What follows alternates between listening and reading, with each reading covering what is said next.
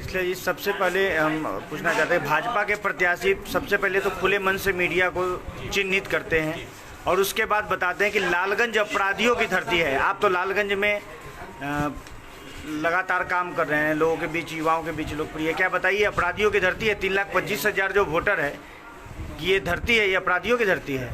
आश्चर्यजनक लगा, खासकर जब एक तरफ ये पार्टी के लोग कहते हैं कि मैं देश की सबसे अनुशासित पार्टी का मैं सिपाही हूँ और 35 वर्षों तक मैंने संघ में काम किया है, तो संघ को मैं भी बहुत करीब से जानता हूँ, मेरे अच्छे रिश्ते रहे हैं उनके लोगों के साथ। संघ के अगर सच में उस संघ के कार्यकर्ता होते तो उनकी ऐसी बोली नहीं होती। ये किसी संघी का बोली नहीं हो सकता, बिल्कुल नहीं हो सकता। ये तो एक असामाजिक तत्व का बोली हो सकता है, संघी का बोली ऐसा होगा क्या? संघी क्या जिस क्षेत्र से चुनाव लड़ने आएगा वो उस क्षेत्र के लोगों को अपराधी कहेगा? और क्या सर्टिफिकेट है उनके पास? कितने लोगों को जानते हैं कि यहाँ के लोग अपराधी हैं? मैं लालगंज का रहने वाला हूँ, मैं दावे से कहता हूँ, बहुत गर्व से कहता हूँ, और पूरे हिंदुस्तान के मंचों पर जाने का मौका मिलता है। मैं तो महाराष्ट्र के मंच पर गरज के कहा था कि समुद्र के लहरों से जो टकराए उसे चट्टान कहते हैं, और चट्टानों से टकराए उसे बिहार और वैशाली का नौजवान गर्व से कहता रहा हूँ। जिस धरती से आया हूँ, जब माँ के जिस तरह से अभिमन्यु ने चक्रव्यूह भेदने का रहस्य सीख लिया था, उसी तरह से जब वैशाली का बेटा या बेटी अपने माँ के गर्भ में होता है, शिक्षा, संस्कार, संस्कृति, राजनीति, समाज सेवा सीख कर निकलता है, उसको सीखने की जरूरत नहीं होती है। ठीक है, तो ये नैसर्गिक गुण वैशाली के लोगों में पाया जाता है। वैशाली के लोग अतिथि देवो भव में विश्वास रखते हैं, वैशाली के लोग वसुदेव कुटुंबकम में विश्वास रखते हैं। वैशाली का नौजवान अपराधी नहीं होता है, वैशाली के व्यक्ति अपराध में विश्वास नहीं रखते हैं। और लालगंज की बात करते हैं, लालगंज तो बिल्कुल वैकुंठ शुक्ला की धरती है, योगेंद्र शुक्ला की धरती है। लालगंज तो स्वतंत्रता सेनानियों की धरती रही है। आप उस वैकुंठ शुक्ला, जोगिंदर शुक्ला को गाली दे रहे हैं। आपने लालगंज के आम आवाम को गाली देने का काम किया है, आपको तो माफी मांगना चाहिए। और ऐसे प्रत्याशी पर तो मैं मान करता हूँ, भारतीय जनता पार्टी जो देश की सबसे बड़ी पार्टी है, जिसके सर्वोच्च प्रधानमंत्री ये इतना अच्छा काम कर रहे हैं, हम लोग तो स्वयं नरेंद्र मोदी के समर्थक हैं, हम लोग तो उनके काम के कायल हैं। लेकिन कैसे सिपाही को आपने उतार दिया है जो आपके पद चिन्हों पर नहीं चल रहा है? हम तो चाहते हैं अभी से भी इलेक्शन कमीशन कार्रवाई करे ऐसे शब्दों पर। ऐसा अगर भाषा बोलेंगे तो यहाँ दंगा भड़क जाएगा, नौजवान बिगड़ जाएंगे। ये कौन सी भाषा हुई? चुनाव जीतने आए हैं, डेवलपमेंट की बात करिए, रोजगार की बात कीजिए, शिक्षा की बात कीजिए, स्वास्थ्य की बात कीजिए। आप कश्मीर की बात करते हैं, आप आतंकवाद की बात करते हैं। आतंकवाद भी हमने तभी जाना जब आप ही की सरकार थी और गांधी मैदान में आपके प्रधानमंत्री के रैली में बम विस्फोट हो गया था। तभी हम लोग सुने थे कि बिहार में भी आतंकवादी हमला हुआ है पहली बार। क्या बात करते हैं महाराज, ये सब कहना बंद कीजिए और अभी से भी अपने जुबान पर लगाम लगाइए अगर लड़ाई में रहना है तो। बहुत धन्यवाद। और मीडिया पर, मीडिया तो चौथा स्तंभ है।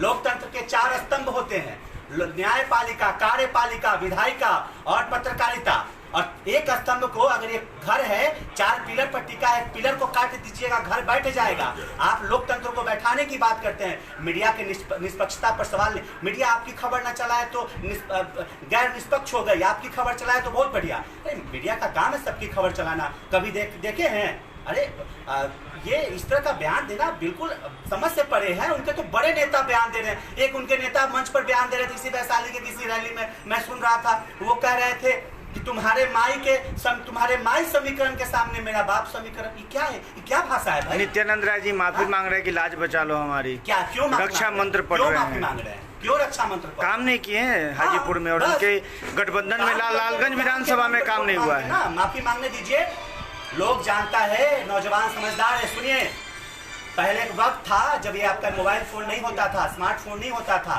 तब जनता को कुछ लोग टर्न अप कर देते थे। हम लोग भी राजनीति से मतलब नहीं रखते थे, राजनीति से मतलब 40+ वाले रखते थे। लेकिन आज 16 साल का नौजवान भी राजनीति से मतलब रखता है। वो 2 साल बाद वोटर होगा, लेकिन 16 साल का नौजवान यहाँ बैठा है। कई लड़का जो 16 साल का है, लेकिन वो भी मतलब रख रहा है लोकतंत्र से। ये लोकतंत्र की खूबसूरती है कि यहाँ एक नौजवान जग गया है और अब बागडोर नौजवानों के हाथ में है। वो जानता है कि उनके प्रवक्ता ने भी डिबेट में बयान दिया था कि जिहादी मानसिकता को खत्म करने के लिए लालगंज में संजय सिंह को लाया गया है। अद्भुत बयान है। मैं तो नतमस्तक हूँ कि कैसे कैसे लोगों को आप प्रवक्ता बना के भेजते। अरे भाई, काहे का जिहाद? कौन सी जिहादी घटना हुई है? कहाँ एक उदाहरण बताएं कि लालगंज में कहीं आतंकवादी हमला हुआ है? कहीं लश्कर तैयबा का कोई आतंकवादी पकड़ाया है लालगंज में, कहीं लिट्टे का आतंकवादी पकड़ाया है लालगंज में?